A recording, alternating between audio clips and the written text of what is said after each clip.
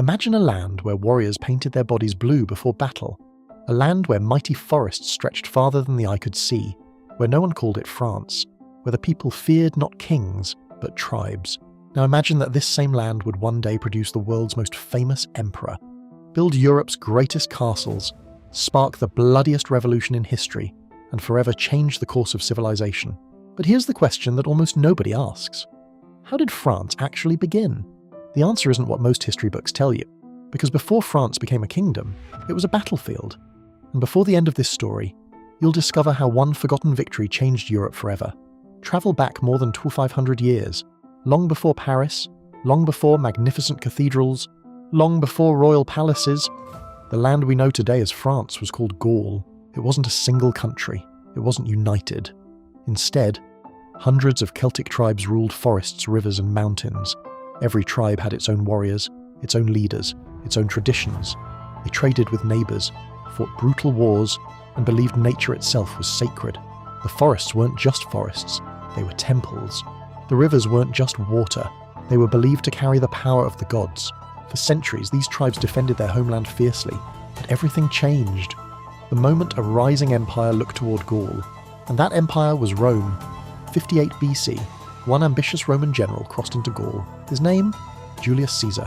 At first, many tribes believed they could defeat him. After all, they knew every forest, every hill, every hidden path. But Rome brought something different. Discipline, engineering, military strategy.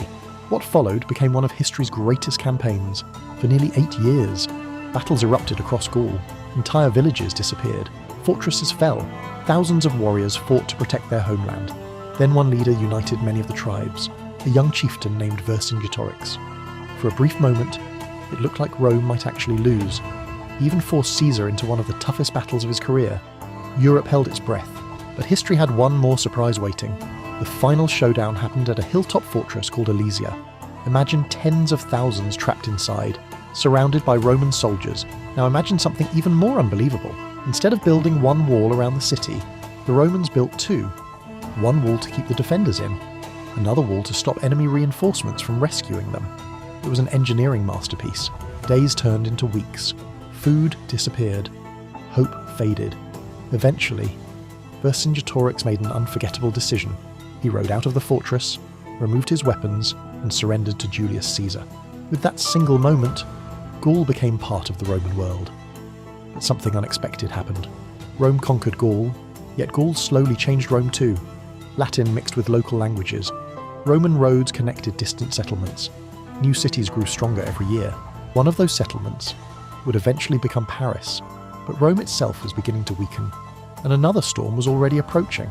As the Roman Empire started collapsing, powerful Germanic tribes crossed its fading borders. Among them was one group that would give France its future name, the Franks. Nobody realized it then, but these newcomers weren't simply invading. They were creating a new kingdom, a kingdom that would shape Europe's future for more than 1,000 years. And in the next chapter, you'll meet the warrior king who united the Franks, the legendary ruler whose empire inspired the idea of modern Europe itself. His name, Charlemagne. And his story is even more unbelievable than the fall of Rome. Rome had fallen. Its mighty armies were gone. Its emperors had disappeared. Across Europe, kingdoms were collapsing into chaos. Most people believed civilization itself might never recover, but from the ruins, one kingdom began to rise, not through magic, not through luck, but through the ambition of kings who dreamed bigger than anyone before them. One of them would be remembered as the father of Europe. And centuries later, a teenage girl with no military training would save France when even its greatest generals had lost hope. How did that happen? Let's continue the story. As Roman power faded, the Germanic people known as the Franks slowly expanded across Gaul. Unlike many invading tribes, they didn't simply destroy what they conquered. They adopted Roman laws. They embraced Christianity. They built alliances instead of ruling only by fear. Then, around the year 481, a young king named Clovis inherited the Frankish throne. He was fearless in battle, patient in politics, and determined to unite the scattered tribes. Victory after victory followed. Within a few decades, Clovis controlled most of what is now modern France. His conversion to Christianity transformed European history. The church gained a powerful protector. The kings gained religious legitimacy. A partnership between crown and church was born, one that would shape Europe for centuries. But Clovis was only the beginning. A far greater ruler was still to come. Nearly 3 centuries later, a new leader emerged. His name was Charlemagne. He wasn't satisfied with ruling one kingdom. He wanted to unite Western Europe. His armies marched across mountains, rivers, and forests. Kingdom after kingdom joined his growing empire. By the year 800, Charlemagne ruled an enormous territory stretching across much of Western Europe. On Christmas Day, inside St. Peter's Basilica in Rome, he knelt in prayer. Then something unexpected happened. The Pope placed a golden crown upon his head. Charlemagne became emperor. For many people, it felt as though the Roman Empire had returned. But Charlemagne's greatest achievement wasn't just conquest. He encouraged education, built schools, protected learning, copied ancient books that might otherwise have disappeared forever. His empire planted the seeds of medieval Europe. Yet after his death, unity slowly vanished. His descendants divided the empire. Powerful nobles built castles, local lords raised private armies, and France entered the age of knights. Stone castles began appearing across the countryside. Massive walls, watchtowers, drawbridges. They weren't built to look beautiful. They were built because danger was everywhere.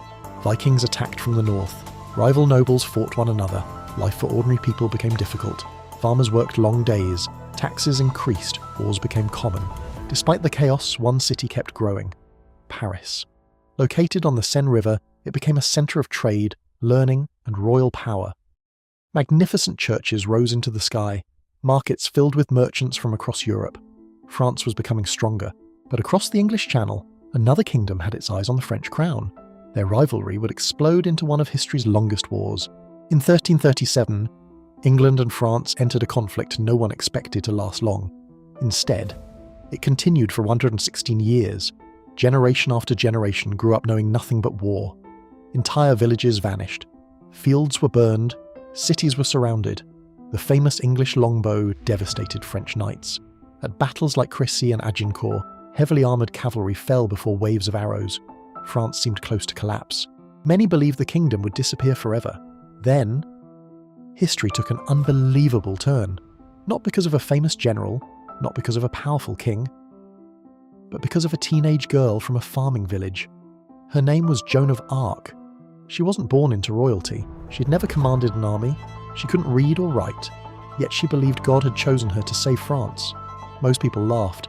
Others ignored her. But somehow, she convinced the future king to trust her. Dressed in shining armour, Joan rode beside experienced soldiers. Her courage inspired exhausted troops. At the Siege of Orléans, French forces achieved a stunning victory. For the first time in years, hope returned. Soon afterward, the French prince was crowned king. Joan had changed history, but triumph didn't last forever. She was captured, put on trial, accused of heresy, and in 1431, she was burned alive at just 19 years old.